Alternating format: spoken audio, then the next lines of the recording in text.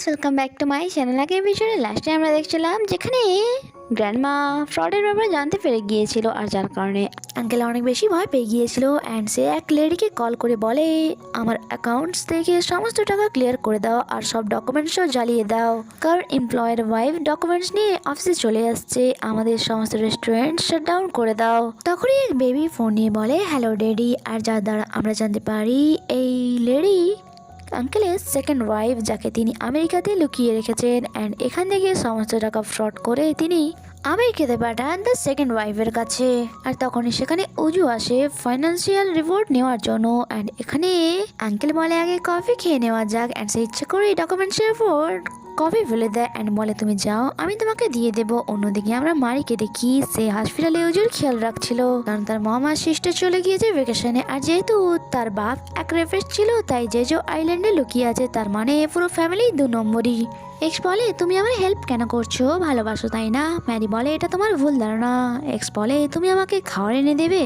অন্যদিকে আমরা জিনকে দেখি, সে ওই দিন যখন সেক্রেটারির জ্যাকেট ফিরিয়ে দেওয়ার জন্য গিয়েছিল, তাকে ফাইট করতে দেখে সে ভাবে আসলে এই পার্সনটি কে, তার ব্যাপারে খোঁজ নিতে হবে। এরপর সে তার জ্যাকেট ফিরিয়ে দেয় কিছু ফ্রুট জুসের সাথে। অ্যান্ড তাকে বলে, ফাইট ভালো করো তুমি। সেক্রেটারি বলে, হ্যাঁ, কারণ এর আগে আমি অ্যামিউজমেন্ট পার্কে গার্ডের কাজ করতাম।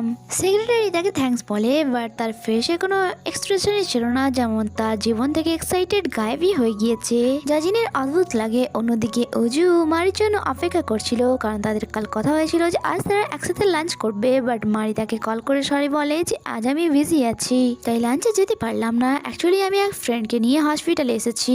অজু বলে, ঠিক আছে, কোনো ব্যাপার নয়। কিছুক্ষণ পর তার কাছে জিনের কল আসে অ্যান্ড বলে, লাঞ্চ করবে আমার সাথে? বাট টাইম অনেক কম ছিল, তাই অজু বলে, তোমাকে এখানে আসতে হবে না, আমি তোমার হসপিটালে যাচ্ছি, ওখানেই একসাথে লাঞ্চ করবো। অ্যান্ড যখন সে হসপিটালে আসে, সেখানে মারি অ্যান্ড তার এক্সকে একসাথে দেখে অবাক হয়। অ্যান্ড এখানে এক্স তাকে জালাস ফিল করানোর জন্য মারিকে নিচের দিকে টানছিল। বাট অজু বলে, চলো আমি তোকে রুম পর্যন্ত ছেড়ে আসছি। তার খারাপ তো অনেক বেশি লেগেছিল, বাট সে মারিকে কিছুই বলে না। মারি তাকে সরি বলে মিথ্যে বলার জন্য। অজুর মনে মনে অনেক বেশি রাগ হচ্ছিল। সেটাকে বলে, এমন মানুষের কেয়ার করার কি দরকার, যখন কি তুমি জানো যে সে কেমন পার্সন। মারি বলে, তুমি এত রেখে কেন যাচ্ছ? অজু বলে, কারণ আমি তোমাকে লাইক করি অ্যান্ড অন্য কোনো ছেলের সাথে আমি তোমাকে দেখতে পারবো না। যা শুনে মারি অনেক বেশি অবাক হয়। তার এমন মনে হচ্ছিল যে সময় যেন থমকে গিয়েছে। বাট কিছুক্ষণ পর সে বলে, তোমার আমার মধ্যে এমন কি ভালো লাগে? অজু বলে, সবকিছু। মারি বলে, আমি এক ডিভোর্সি, তাই তোমার ফ্যামিলি আমাকে কখনোই মেনে নেবে না। অজু বলে, ফ্যামিলিকে বাদ দাও, তুমি আমাকে ডেট করো, আমি তোমাকে হ্যাপি রাখবো। মারি যে আগে থেকে অনেক বেশি বিরক্ত হয়েছিল, সে বলে, আমাদের বিয়ে হলে আমাদের চাহিদাও বাড়বে, তার সাথে সাথে কয়েকদিন পর একটা বেবিও হলো, অ্যান্ড তাই ভালো একটি লাইফ দেওয়ার জন্য অনেক টাকাও লাগবে। বাট তোমাকে দেখে মনে হয় তুমি একটু বেশি খরচ করো, দেখো কত এক্সপেন্সিভ ড্রেস আপ করে রেখেছো তুমি, টাকা কি করে বাঁচাবে? অজু বলে, তুমি চিন্তা করো না, কারণ আমি সেভিং করি আর এক্সপেন্সিভ ড্রেস আপ করে রেখেছি এই জন্য, কারণ আজকে তোমার সাথে দেখা করতে এসেছি। মারি জিজ্ঞাসা করে, তোমার বাসা কোথায়? অজু বলে, আমি আমার গ্র্যান্ডমার সাথে থাকি। আর মারিকে জিজ্ঞাসা করে, আমি কি তোমার সাথে তোমার বাসায় এসে থাকতে পারি যদি তুমি চাও? বাট মারি ডাইরেক্ট তাকে মানা করে দেয়। অজু বলে, আরে ভয় পেও না, আমি তোমার বা তোমার বাসার কিছু ক্ষতি করব না। মারি বলে, না এমনটা নয়, অ্যাকচুয়ালি আমি একটু বেশি ঘাবড়ে গিয়েছিলাম। অজু বলে, ডোন্ট ওয়ারি, তুমি ভেবে আমাকে জবাব দিও। অন্যদিকে ল্যাংড়া এক্স মারিকে বারবার কল করে যাচ্ছিল। অ্যান্ড মারিকে দেখেই তার দিকে ল্যাংড়াতে ল্যাংড়াতে তার কাছে দৌড়ে আসে অ্যান্ড বলে, বেবি তুমি কোথায় গিয়েছিলে, প্লিজ হেল্প মি। অ্যান্ড তোমার সাথে এই ছেলেটিকে? অজু বলে, আমি তার ফ্রেন্ড। এক্স বলে, ফ্রেন্ড? 4 বছর ধরে আমি তার সাথে আছি, বাট তোমাকে তো কখনোই দেখিনি। অজু বলে, চলো আমি তোমাকে সত্যটা বলেই দিচ্ছি, সে আমার মেট, যে আমার ওই বড় ভিলাটির খেয়াল রাখে। অ্যান্ড কোনো দরকারে আমি তার সাথে এখানে দেখা করতে এসেছিলাম। এক্স বলে, মিথ্যে কথা একদম বলবে না, তুমি আমার মায়ের কাছে আসার চেষ্টা করছো তাই না? বাট এমনটা কখনোই আমি হতে দেবো না, মারির থেকে তুমি দূরে থাকবে। মারি তার দুজনকেই চুপ করায় অ্যান্ড বলে, অ্যাকচুয়ালি আমি আর সে একই অফিসে কাজ করি। তারপর দুজনে ল্যাংড়াকে নিয়ে গিয়ে বেড়ে ফেলে দেয়। মারির কিছু কাজের কারণে তাকে সেখান থেকে যেতে হয়। এরপর অজু ভালো করে ধোলাই করে। অন্যদিকে গ্র্যান্ডমা তার ম্যানেজারকে বলে যে তাড়াতাড়ি করে ডকুমেন্টসের রেকর্ড বের করে নিয়ে আসো, যা ওই এমপ্লয়ের ওয়াইফ দিয়ে গিয়েছিল। আর এইসব আঙ্কেলও শুনে নিয়েছিল। এরপর ভেতরে এসে গ্র্যান্ডমাকে কিছু ডকুমেন্টস দেখায় ডম বাড়ানোর জন্য। অ্যান্ড সে একটি পার্টনারও খুঁজে নিয়েছিল এই প্রজেক্টে ইনভেস্ট করার জন্য। অ্যাকচুয়ালি আঙ্কেল অ্যান্ড গ্র্যান্ডমা মিলে বিজনেসটি শুরু করবে। বাট সত্য তো এটাই ছিল যে এই পার্সনটি আঙ্কেলের ফ্রেন্ড ছিল, যে 1 নম্বরে ফ্রড ঠিক আঙ্কেলের মতো। অ্যান্ড তারা দুজনেই মিলে প্ল্যান করেছিল গ্র্যান্ডমার কাছ থেকে একটি মোটা অঙ্কের টাকা হাতাবে।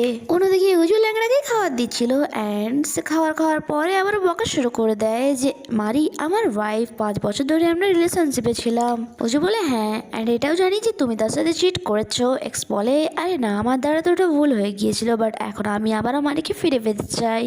আর আমি জানি সে এখনো আমাকে ভালোবাসে, তাই এখান থেকে তুমি চলে যাও। অন্যদিকে আমরা মারিকে দেখি সে অনেক বেশি চিন্তায় ছিল। উজুর প্রপোজাল পাওয়ার পর যেন তার রাতে ঘুমই উড়ে গিয়েছিল, সে বুঝতেই পারছিল না যে তার কি করা ঠিক হবে। তখনই উজুর মেসেজ আসে তার কাছে, যে তাকে লিখেছিল আমি বাসায় ফিরে যাচ্ছি, ল্যাংড়া ঘুমিয়ে গিয়েছে। নেক্সট ডে আমরা জিনকে দেখি, যার ধাক্কা এক্সের মম অ্যান্ড সিস্টারের সাথে লেগে যায়। অ্যান্ড তারা আজ ল্যাংড়ার সাথে দেখা করতে এসেছিল নিজেদের ভ্যাকেশনকে একটু ফোর্স করে। আর ভেতরে নার্স এক্সের বামে ইঞ্জেকশন দিচ্ছিল।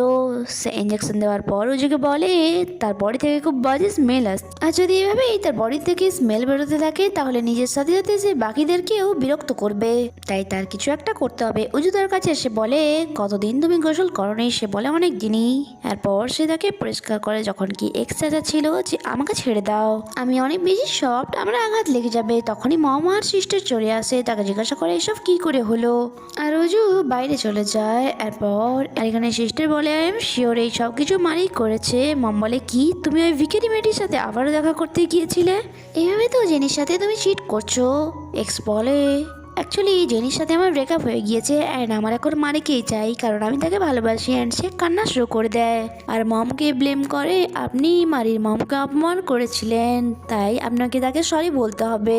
যা শুনে মম আর সিস্টার চিন্তায় পড়ে যায়, আর মারিকে কল করে বলে কোথায় তুমি, এসে নিজের হাজব্যান্ডের খেয়াল রাখো। মারি বলে কি সব আবুল তাবুল বকছো তুমি, একদিন আগে পর্যন্ত আমি ওখানেই ছিলাম, বাট এরপর থেকে আজ যেন না কল আছে তোমাদের। আর এইসব কথা তার ফ্রেন্ডও শুনে নেয়, আর বাধ্য হয়ে মারিকে সবকিছু বলতে হয় তার ফ্রেন্ডকে যে আমার ব্রেকআপ হয়ে গিয়েছে আর আমি তার সাথে এখন থাকি না। ফ্রেন্ড বলে হ্যাঁ, সে আমাকে একবার কল করেছিল আর তোমার ব্যাপারেই জিজ্ঞাসা করছিল। মারি বলে এরপর থেকে যদি কখনো কল করে তাহলে তাকে ব্লক করে দিও। কিছুক্ষণ পর উজুর মেসেজ আসে তার কাছে, সে বাইরে গিয়ে দেখে উজু নিউ কার নিয়ে এসেছিল। সে বলে আরে বাহ, তুমি আজকে নতুন কার নিয়ে এসেছো, কার কাছ থেকে নিয়ে এসেছো এটা? উজু বলে আরে বোকা, এটা আমারই কার, অনেকদিন ধরে গ্যারেজে পড়েছিল, আজ ফার্স্ট বের করলাম, অ্যান্ড প্যাসেঞ্জার তুমি। বাট মারি অনেক বেশি রাগ দেখাচ্ছিল তাকে, বাট উজু তাকে ফ্লাওয়ার দিয়ে ইমপ্রেস করে দেয়। সিচুয়েশন অনেক বেশি রোমান্টিক হয়ে যায়। অন্যদিকে আমরা জিনকে দেখি যে আজ সেজে গুজে সেক্রেটারির সাথে লাঞ্চের জন্য এসেছিল। অ্যাকচুয়ালি এই ট্রিটটি সেই সেক্রেটারিকে দিচ্ছিল তার হেল্প করার জন্য।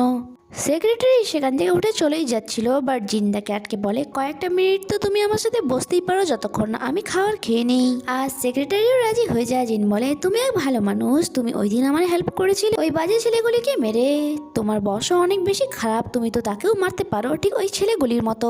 বাট সেক্রেটারি কিছুই বলে না, অ্যান্ড এমন চুপ থাকার কারণ কি তা তো আমরা ড্রামার আগে গেলেই জানতে পারবো। অন্যদিকে উজু এসেছিল মারিকে বাসায় ড্রপ করার জন্য, অ্যান্ড সে তাকে গিফট দেয় এক্সের খেয়াল রাখার জন্য।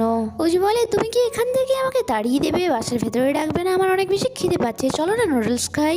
ভেতরে আসার পর সে তাকে একটি ডায়েরি দেখায়, যেখানে আজ পর্যন্ত উজু কোথায় কোথায় শেয়ারিং করেছে সেই সব ব্যাপারে লেখা ছিল। অ্যাকচুয়ালি সে মারিকে বোঝাতে চাইছিল যে আমি একদমই কেয়ারলেস নই। আর যা দেখতে দেখতেই মারি একটি লাইন দেখতে পায় যা একটি মেয়ের ব্যাপারে লেখা ছিল।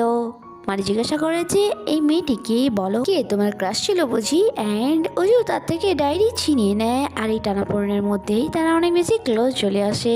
এখানে এই এপিসোডই শেষ হয়। আগে কি হয় তা জানতে স্টে কানেক্টেড। Bye bye.